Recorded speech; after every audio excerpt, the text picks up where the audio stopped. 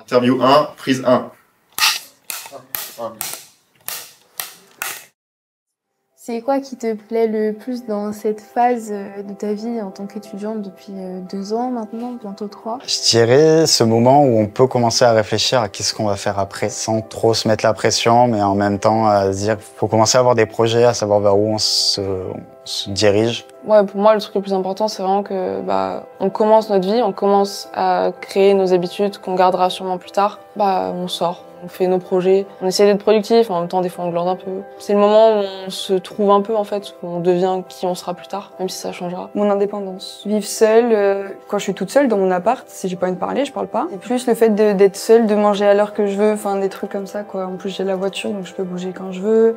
Je fais ce que je veux. Je pense que c'est entre guillemets la liberté, parce que je pense que nous étudiants, on est plus libres qu'un adulte de 40 ans, et aussi on a plus de maturité qu'un enfant par exemple de 10 ans, où justement on va avoir plus de maturité et on va pouvoir faire des choix qui vont impacter notre avenir.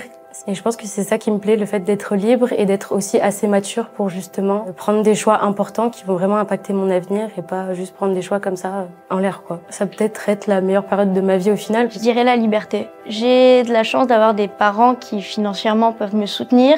Donc j'ai pas la question de me poser de comment je vais faire à la fin du mois, comment je vais manger. Puis d'un autre côté, j'ai mes amis, je peux bouger quand je veux, j'ai la voiture, je peux me déplacer. C'est vraiment une liberté, ça me plaît et je me dis que c'est une liberté que j'ai jamais eue et que j'aurais plus après ma vie d'étudiante parce qu'actuellement on n'a pas de responsabilité à part poursuivre nos études correctement. C'est très intéressant comme phase de vie, même si ça peut être un petit peu effrayant. Et comment ça se passe avec tes parents? Des parents aussi qui ont eu du mal à accepter que je grandisse, qui m'ont considéré très longtemps encore comme leur petit bébé. Alors d'un côté, ça se comprend aussi. C'est difficile, surtout je suis le dernier de la famille.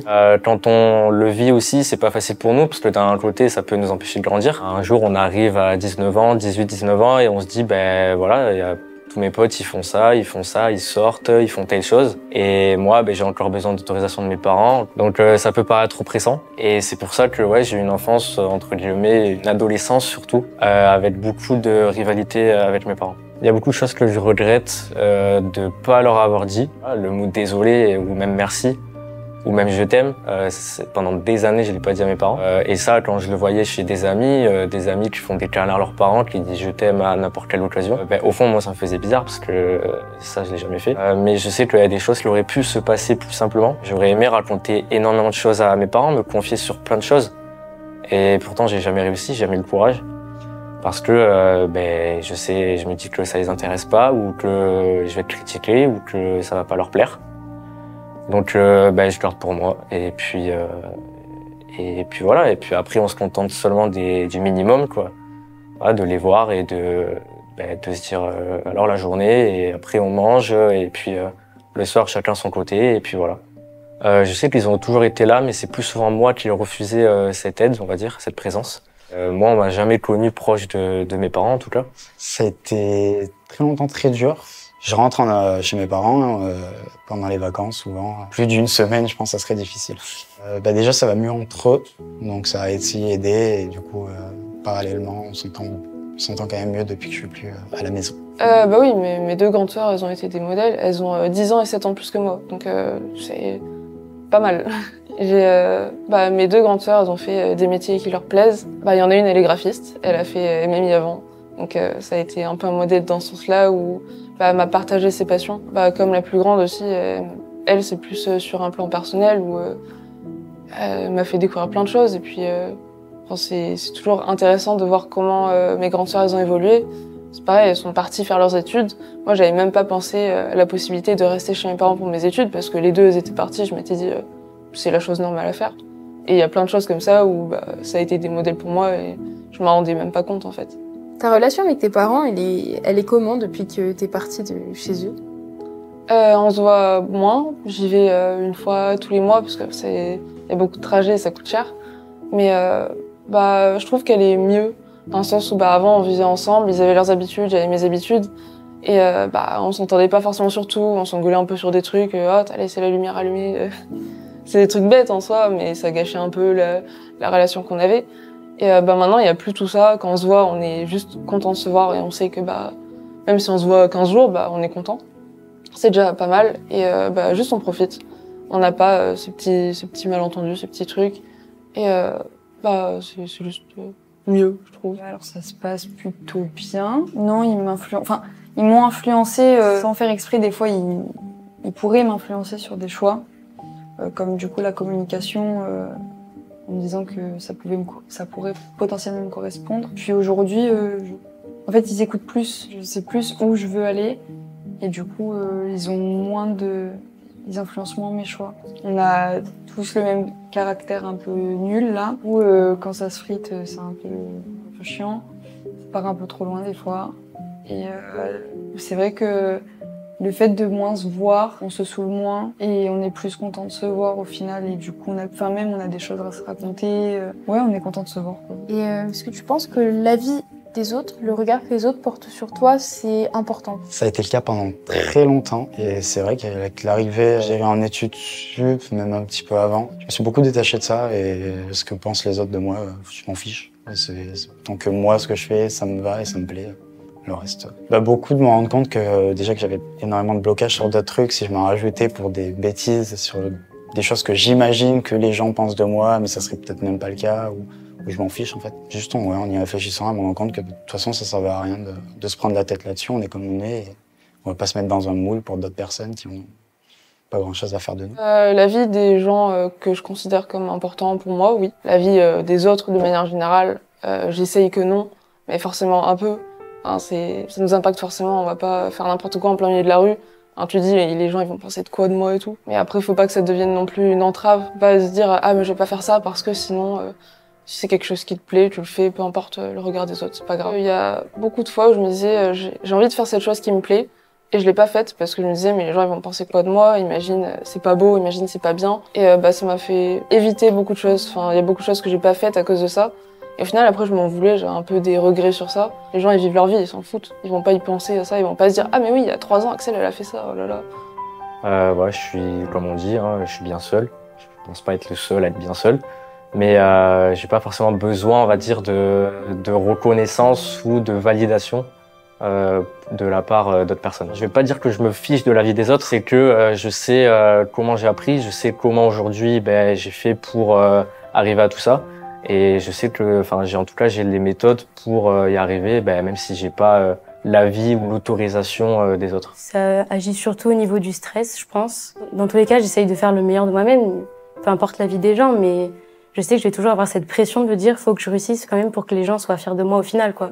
Alors, je suis la première à dire qu'il faut pas s'arrêter au regard des autres, qu'il faut aller au-delà, que ça n'importe pas du tout. Mais d'un autre côté, même moi, j'arrive pas à totalement me détacher du regard des autres, même si on va me faire une critique ou me dire quelque chose, même si ça va pas me toucher sur le moment, c'est sûr que je me poserai toujours la question de est-ce qu'il a raison? Donc pour moi, le regard des autres, ça importe, même si je veux pas forcément me l'admettre. Je pense que c'est important aussi de savoir se remettre en question, parce que toute critique n'est pas mauvaise. Alors avant, c'était très chiant, notamment au lycée, surtout lycée-collège, parce que tous mes moindres faits et gestes, mes paroles, ma façon d'être, étaient pour la vie des autres, pour le regard des autres, ce qui du coup m'empêchait de faire des choses, ce qui m'obligeait d'avoir un comportement qui n'était pas le mien. Je le savais très bien que je faisais tout en fonction du regard des autres et c'était chiant, quoi. Après, c'est vrai que depuis que je suis rentrée à l'UT, j'ai rencontré certaines personnes qui m'ont permis de me faire rendre compte que le regard des autres n'est pas toujours important et que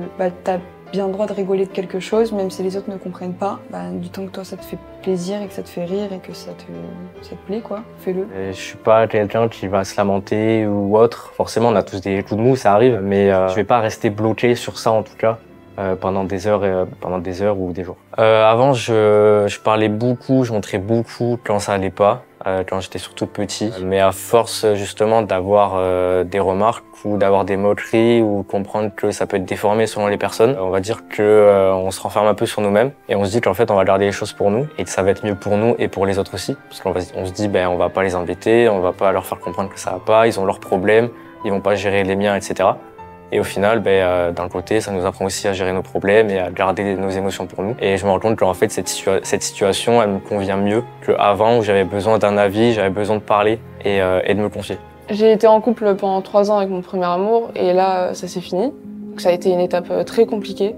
Mais au final, ça m'a permis de me rendre compte de tous les gens qui m'entouraient. de tous les gens qui voulaient m'aider et qui étaient là pour moi, qui m'ont dit viens Axel, on va marcher dans la nature, on va faire un petit truc, on va se balader, ou viens, tu veux me parler de mes problèmes et tout. Et c'est des gens, tu te dis ah mais oui, bah ils sont là, j'avais pas capté qu'ils étaient à ce point-là, qu'ils voulaient à ce point s'investir dans mon bien-être en fait. Et ça m'a vraiment permis de me rendre compte des gens qui m'entourent, c'était abusé de voir ça. Je me sentais si seule et en fait bah il y avait plein de gens et juste je les voyais pas. Et c'était trop cool. Être avec des gens, c'est ça qui m'a fait sortir de cette spirale de je suis assise dans mon coin, je vais pas bien. Non, il y a plein de choses. Je me suis jamais livrée à quelqu'un, genre tout le temps, genre sur le stress, les cours, tout ça, je me suis jamais livrée à quelqu'un. Et c'est vrai que partager mes émotions, c'était pas trop mon truc non plus. Donc j'ai toujours fonctionné comme ça, donc je sais pas vraiment si ça m'impacte plus ou pas, parce que j'ai jamais testé d'autres choses que ça en fait. Je sais pas trop si la personne justement va comprendre ce stress-là. J'ai peur que justement la personne que je trouve, elle me dise ton stress, ça sert à rien de stresser pour ça, ça va bien se passer et tout. Enfin, moi j'ai pas envie que quelqu'un me dise ça quand je suis stressée, quoi. J'ai pas envie qu'on me réponde ça au final. Donc c'est pour ça que j'ai peur d'aller vers quelqu'un, pour qu'au final on me réponde ça. Je vois pas trop la peine au final. Donc ça a commencé quand j'étais au lycée. J'avais vraiment beaucoup de personnes autour de moi qui se confiaient à moi. Au début, ça n'impactait pas forcément parce que j'étais bien dans ma tête, tout allait bien. Et ça me faisait plaisir de les aider. Malheureusement, quand tu vois que les personnes, ça évolue pas forcément, ça change pas, que ça reste au même point. C'est décourageant et tu t'impliques trop dans quelque chose et tu t'oublies. Parce que du coup, encore actuellement, c'est les mêmes situations, mais avec d'autres personnes. Et c'est vrai que des fois, je m'oublie. J'essaye de faire la part des choses, mais je veux pas l'abandonner, cette personne. J'ai envie d'être là pour elle jusqu'au bout. Et des fois, c'est vrai que je me dis que je suis pas suffisante, que je lui apporte pas ce qu'il faut. Mais je pense que je suis comme ça. Par exemple, les personnes qui se confient, je sais que je suis une personne hyper importante pour eux, à ce moment-là en tout cas. Et des fois, je me dis que je leur envoie pas juste la monnaie de la pièce. Enfin, j'ai l'impression de pas forcément lui rendre ce qu'elle me donne. Comme un déséquilibre? Ouais. La joie apporte la joie. Pour ce tournage. Moi je pense que ça va bien se passer. Là je suis clapper. Là je pense on va y aller. Allez, let's go. On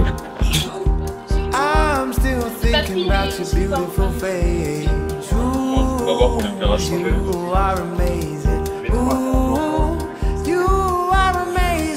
Quel est ton rôle dans ce tournage?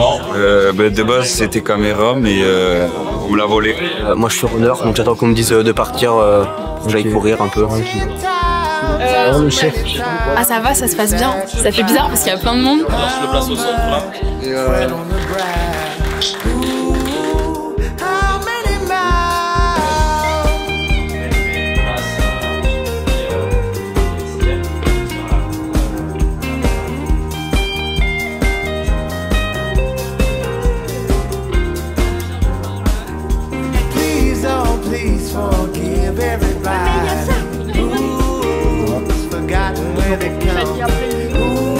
Merci pour cette super interview, ça s'est super bien passé.